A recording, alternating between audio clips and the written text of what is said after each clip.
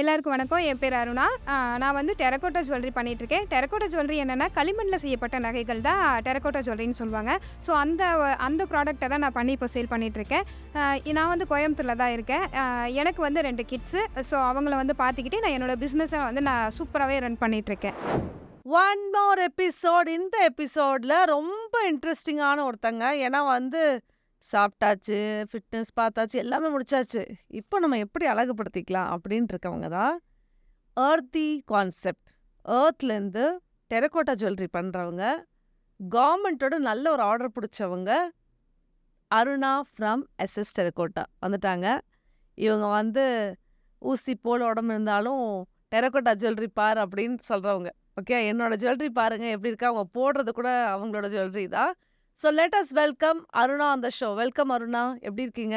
Good morning ma'am. நல்லா இருக்கேன். நீங்கள் எப்படி இருக்கீங்க? நான் ஹாப்பியாக இருக்கேன். எப்படி போயிட்டுருக்கு உங்கள் பிஸ்னஸ் எல்லாம்? சூப்பராக போயிட்டுருக்கு மேம். டார்கெட் போட்டுடலாங்க. ஓகே, இது வந்து நீங்கள் கண்டிப்பாக கேட்டே ஆகணும்.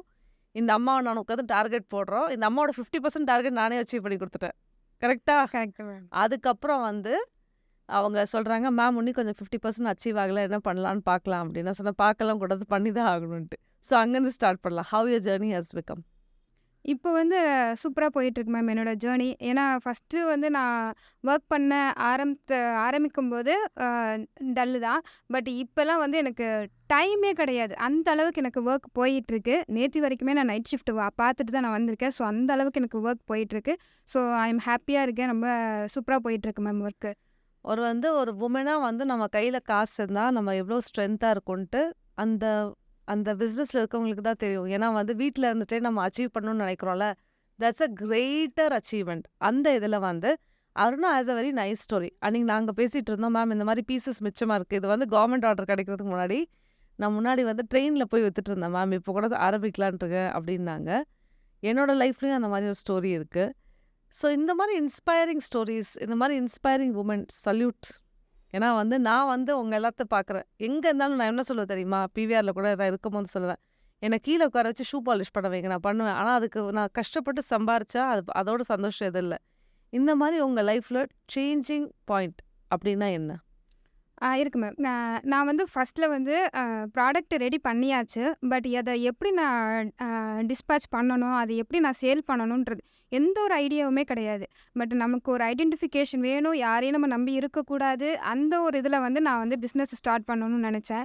பட் வேலைக்கு கூட போயிருக்கலாம். ஆனால் என்னால் போக முடியல. ஏன்னா 2 கிட்ஸ் இருக்காங்க. அவங்க வந்து நான் வந்து நியூக்ளியர் ஃபேமிலியாக தான் இருக்கேன். எனக்கு சொந்த ஊர் எல்லாமே திருவாரூர் சைடு. ஸோ எனக்கு அந்த சைடு போகிறதுக்கு வாய்ப்பில்லை. அம்மா அப்பாவும் வர்றதும் கிடையாது. ஸோ நாங்கள் எங்கள் ஃபேமிலியோட நியூக்ளியராக இருக்கோம். ஸோ இப்போ இருக்கிற சூழ்நிலையில் குழந்தைங்கள வந்து தனியாக விட முடியாதுன்றதுனால நான் பிஸ்னஸை சூஸ் பண்ணேன். அப்போ சூஸ் பண்ணும்போது எப்படின்னா, ஓகே நான் டெரகோட்டா ஜுவல்லரி மேக் பண்ணிட்டேன். பட் ஒரு 150 செட்ஸ் மேக் பண்ணிட்டேன். பட் அது எப்படி சேல் பண்ணணுன்றது எனக்கு தெரியலை. ஆனால் நானே என் ஹஸ்பண்டும் உட்காந்து பேசிகிட்டு இருப்போம், இது எப்படியாவது நம்ம சேல் பண்ணி தான் ஆகணும், என்ன பண்ணுறது அப்படின்னு சொல்லிட்டு. ஸோ இது வந்து ஆஃப்டர் கொரோனா அப்புறம் ரொம்ப வீட்டில் வந்து ரொம்ப கஷ்டம் தான், எல்லார் வீட்லேயுமே இருக்கும்.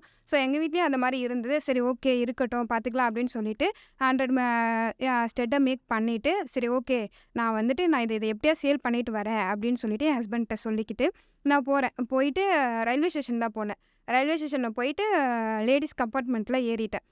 ஓகே அங்கும் கொஞ்சம் கூச்சமாக தான் இருந்தது. சரி எப்படி நம்ம அதை டிஸ்போஸ் பண்ணணும் அப்படின்றது கூட எனக்கு தெரியாது.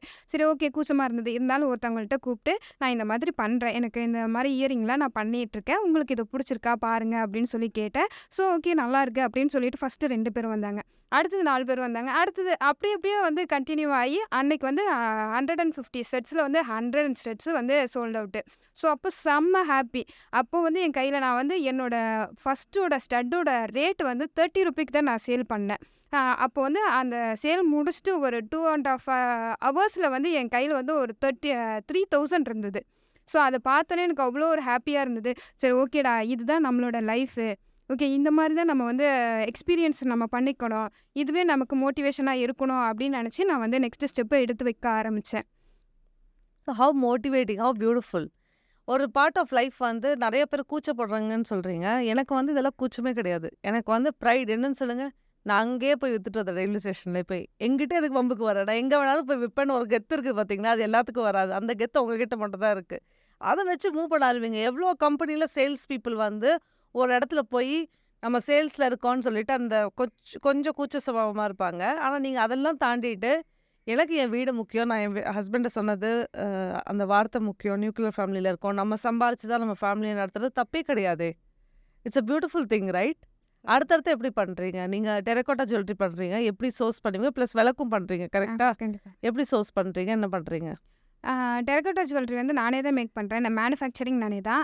களிமண் வந்து ஈரோட்லேருந்து தான் நான் வாங்குறேன். ஸோ களிமண்ண வந்து நம்ம அதோட மேக்கிங் ப்ராசஸ் வந்து ஒன் வீக்கான ப்ராசஸ் அது எப்போவுமே. களிமண்ண அத எடுத்துட்டு வந்து பெசஞ்சு, அத டிசைனுக்கு ஏத்த மாதிரி வச்சுட்டு, அடுத்த 2 டேஸ் வந்து அத ட்ரை பண்ணி, 1 டே வந்து பேக்கிங் போட்டு, அடுத்தது தான் பெயிண்டிங். அந்த பெயிண்டிங் ஒர்க்ல கொஞ்சம் ரொம்பவே ரிஸ்க் இருக்கும். ஸோ அதையும் முடிச்சுட்டு, லாஸ்ட்ல வந்துட்டு ஃபைனலா அசெம்பிளிக்கு கொண்டு போவோம். இந்த மாதிரி 1 வீக் ப்ராசஸ் வந்து அதில போயிட்டுருக்கும் எப்பவுமே.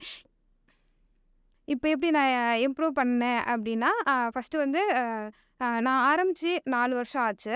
ஸோ, இப்ப ஃபர்ஸ்ட்ல வந்து நான் சும்மா லைட்டா வந்து இந்த மாதிரி நான் ஷாப்புக்கு குடுக்குறது, இந்த மாரி நானே போய் சேல் பண்ணிட்டுருந்தேன். அப்புறம் எனக்கு தெரிஞ்ச அக்கா ஒருத்தவங்க வந்து காலேஜ்ல ஒர்க் பண்ணிட்டுருந்தாங்க. ஸோ, அவங்க சொன்னாங்க, "எங்க காலேஜ்ல நெறைய பேர் இருக்காங்க. நீ செஞ்சு குடு நான் பார்த்துக்கிறேன்" அப்படின்னு சொல்லிவாங்க. ஸோ, அந்த மாதிரி பண்ணி குடுத்து, அந்த மாரி ஒவ்வொரு டைமும் ஒவ்வொருத்தவங்கள்ட்டயும் அந்த நெட்வொர்க்க வந்து நான் கேதர் பண்ணேன். ஒரு டைமு. நான் அதே மாதிரி ஒரு சம் ஸ்டால்ஸ் போட்டேன். அங்கேருந்து நான் நெட்வொர்க்க கேதர் பண்ணேன். ஸோ, அந்த இதில நெட்வொர்க் கொஞ்சம் கொஞ்சமா கூட என்னோட வந்து சேல்ஸும் கொஞ்சம் அதிகமாச்சு. அதுக்கப்புறம் வந்து லாஸ்ட் இயர் பார்த்தோன்னா, ஹோம்பிரன் அவார்டு தான் எனக்கு ஃபர்ஸ்ட்டு மெயினா வந்தது. ஆனா நான் அதில வந்து செலக்ட் ஆவேன்லாம் எனக்கு தெரியாது. ஸோ, ஹோம்பிரன் அவார்ட்ல வந்து செலக்டும் ஆயிட்டேன். எனக்கு லக்ஷ்மி மேம் தான் ஜட்ஜா வந்தாங்க. ஸோ, அவங்க வந்து பார்த்துட்டு, "ஓ! சூப்பர் உன்னோட ப்ராடக்ட் வந்து யூனிக்கா இருக்கு" அப்படின்னு சொல்லிட்டு, நான் என்னோட எக்ஸ்பீரியன்ஸ்லாம் சொன்னேன். நான் இந்த மாரிலாம் பண்ணியிருக்கேன், இந்த மாரிலாம் பண்ணியிருக்கேன். அவங்களும் "வாவ்! கிரேட்டு. நீ வந்து அடுத்தவங்க என்ன சொல்றாங்கன்னு பார்க்காத. நீ உன்னோடது என்ன உனக்கு திறமை இருக்கு. நீ என்ன பண்ணணும்னு ஆசைப்படுறியோ அத பண்ணு. நாங்க எங்களால முடிஞ்ச ஹெல்ப்ப பண்றோம்" அப்படின்னு சொல்லிட்டு, ஸ்பாட்லயே வந்து ஒரு 4 செட்ஸ் எடுத்துட்டு போயிருந்தேன். அதில ஸ்பாட்ஸ்லயே வந்து 2 செட் வந்து அவங்க பை பண்ணாங்க. ஸோ, அது எனக்கு ரொம்ப ஹேப்பியா இருந்தது. ஓகே, நம்ம இவ்ளோ திறமையா இருக்கோம். சரி யார் என்ன சொன்னா நமக்கு என்ன? நம்ம பாட்டுக்கு நம்ம வேலைய பார்க்கலாம் அப்படின்ற மாதிரி நான் ஃபர்ஸ்ட்டு அந்த அந்த இதில வந்து மேம் சொன்னத புடிச்சு நான் ஓகே நம்ம கன்டின்யூ பண்ணலாம் அப்படின்னு சொல்லிட்டு நான் கன்டின்யூ பண்ணி வந்துட்டேன். எப்பவுமே வந்து அந்த நெட்வொர்க்கிங்லாம் வந்து கொஞ்சம் கொஞ்சமா கேதர் ஆயி, நான் எனக்கு ஒரு பிக் சேலாவே வந்து இப்போதைக்கு இப்போ தீபாவளிக்கும் சரி, இப்போ நெக்ஸ்ட் கம்மிங் வரப்போற ஃபெஸ்டிவலுக்கும் சரி, ஓரளவுக்கு ஆர்டர் எல்லாமே ஃபுல்லா இருக்கு. அமேசிங். இப்ப நீங்க போட்டிருக்கிறது உங்க ஜுவல்லரி தானே? கண்டிப்பா மேம். என்னோட ஜுவல்லரி தான். தங்கம் வேண்டாம், வைரம் வேண்டாம். நம்ம பண்றதே போதும் அப்படிங்கிறீங்களா? இப்ப இருக்கிற தங்க ரேட்ட பார்க்கும்போது இது எவ்வளவோ பெஸ்ட் மேம் இது. அதுல ஒண்ணே ஒரு பெஸ்ட் விஷயம் என்னன்னு சொல்லுங்க? நான் பேர் சொல்ல முடியாது. ஆனா நம்ம ஒரு ஜுவல்லரி கடைக்கு நம்ம இத அனுப்பிச்சோம் கிஃப்ட்டா. நீங்க அனுப்பிச்சீங்கல்ல? 200 ஆர்டர் பண்ணோமே நம்ம டெரகோட்டா இயரிங்ஸ். ஆமா. அது ஒரு ஜுவல்லரி கடைக்கு தான் ஆர்டர் பண்ணோம். அப்படிங்களா? Okay thank you. சரியா? அவங்களே வந்து டிசைன்ஸ பார்த்து ரொம்ப நல்லா இருக்குன்னு சொல்றாங்க. சில பேர் வந்து அந்த ஏஸ்தெடிக்ஸ் நல்லா இருக்கும். அந்த டிசைன் ஏஸ்தெடிக்ஸ். நீங்க படிச்சது என்ன அதுல? Computer science ma'am. Diploma computer science. அப்ப ஏன் கம்ப்யூட்டர் சயன்ஸ் வேலைக்கு போகாம இந்த டெரகோட்டா ஜுவல்லரி வேலை பார்க்குறீங்க? ஆக்சுவலா நான் மேரேஜுக்கு முன்னாடி சென்னையில வந்து ஒரு 2 இயர்ஸ் வந்து மந்தவெளியில வந்து ஒர்க் பண்ணியிருக்கேன். சிஸ்டம் பேஸ்டா தான் ஒர்க் பண்ணேன். அதுக்கப்புறம் வந்து மேரேஜ் பண்ணிட்டாங்க. ஸோ மேரேஜ் பண்ணதுக்கப்புறம் எந்த ஒரு இதுவுமே கிடையாது. ஆஃப்டர் 10 இயர்ஸ் வரைக்கும் எதுவுமே கிடையாது. ஸோ கல்யாணம் பண்ணோம், குழந்தைங்கள பெத்தோம், அவங்கள வளர்த்தோம். அந்த மாரி அவங்களும் ஸ்கூல் போயிட்டாங்க. ஹஸ்பண்டும் வேலைக்கு போயிட்டாரு. அப்புறம் நாங்க வீட்ல உட்காந்துருக்கும்போது, அதுக்கப்புறம் வந்து தாட் வந்து மாற ஆரம்பிக்குது. ஸோ ஓகே எப்படின்னா, பல பேர் வந்து கல்யாணம் ஆகி குழந்தைங்களா ஸ்கூலுக்கு போனதுக்கப்புறம் ஸ்ட்ரெஸ்ல வந்து பல பேர் இப்படி தான் இருக்காங்க.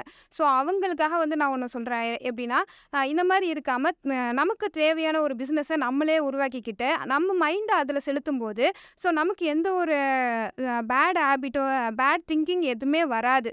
ஸோ அந்த இதில வந்து நம்மளோட திங்கிங்க போட்டோம்னா, நம்ம நெக்ஸ்ட் க்ரோவ பத்தி தான் நம்ம யோசிப்போமே தவிர, நெக்ஸ்ட் நம்மளோட ஃபியூச்சர் பத்தி தான் நம்ம யோசிப்போம். ஸோ நம்மளோட பேட் திங்கிங் எதுவுமே வராது. அந்த ஒரு தாட்ல வந்து நான் ஆரம்பிச்ச பிசினஸ் இது ஒண்ணு.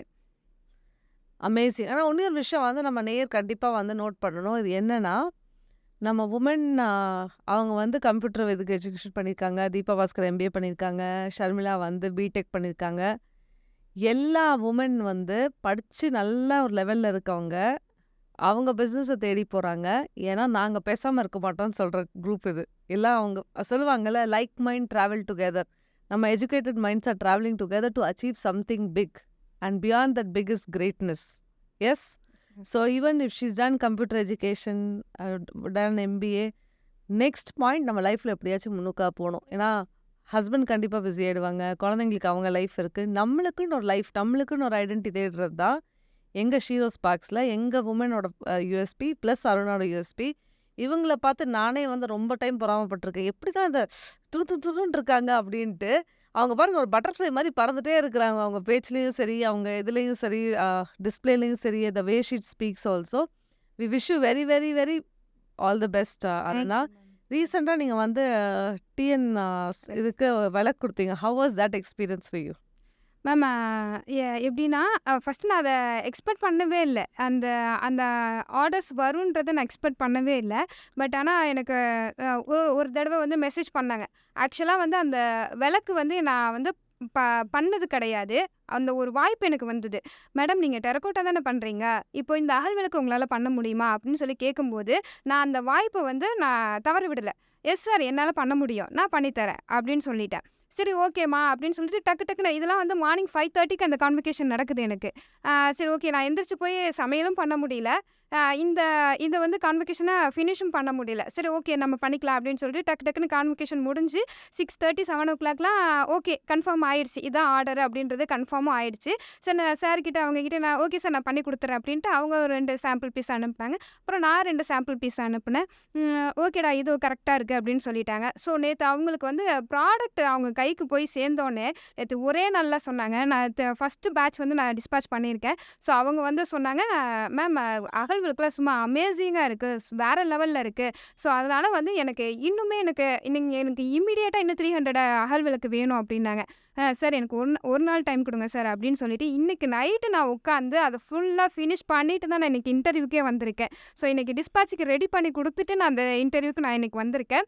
ஸோ அந்த அளவுக்கு வந்து நான் ரெடி பண்ணிவிட்டு அவங்கள்ட்ட ஃபீட்பேக்கு சூப்பராக வந்துருந்துச்சு. அது ஆல்ரெடி கொடுத்தோட அகல் விளக்கு வந்து 1200, இப்போ எக்ஸ்ட்ரா 300 கேட்டு 1500 மண்டே டிஸ்பேச் பண்ணணும்னு சொல்லிட்டாங்க. டார்கெட் அச்சீவ் பண்ணிட்டோமா இல்லை எக்ஸஸாக பண்ணிட்டோமா? எக்ஸஸ் வந்தால் எனக்கு, டார்கெட் வந்தால் உங்களுக்கு, இது எப்படி இருக்கு? ஓகே பண்ணிடலாம். சரி ஃப்யூச்சரில் என்ன பண்ணலான் இருக்கீங்க?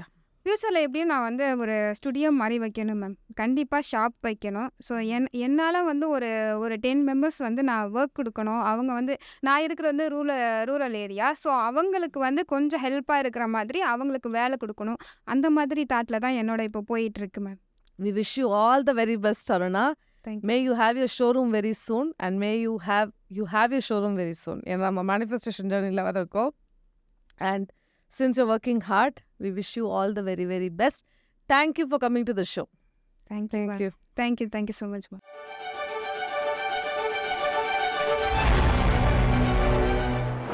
இப்போ வந்து இவ்வளோ கான்ஃபிடென்ட்டாக பேசுகிறதுக்கு ஃபர்ஸ்ட் காரணம் நம்மளோட மீனா மேம். நெக்ஸ்ட்டு வந்து ஒரு கன்சல்டன்சி, என்னோடய வீடியோவில் பார்த்தீங்கன்னா கன்சல்டன்சியே இருக்காது, எதுவுமே பண்ண மாட்டேன். ஸோ நான் டிசிப்ளினாகவே இருக்க மாட்டேன்னு வச்சுக்கோங்களேன். இப்போ அது எல்லாமே வந்து மேக் பண்ணது வந்து மீனா மேம் தான். ஸோ அவங்களால மட்டும்தான் நான் இங்கே வந்து உட்காந்து பேசவும் முடியுது.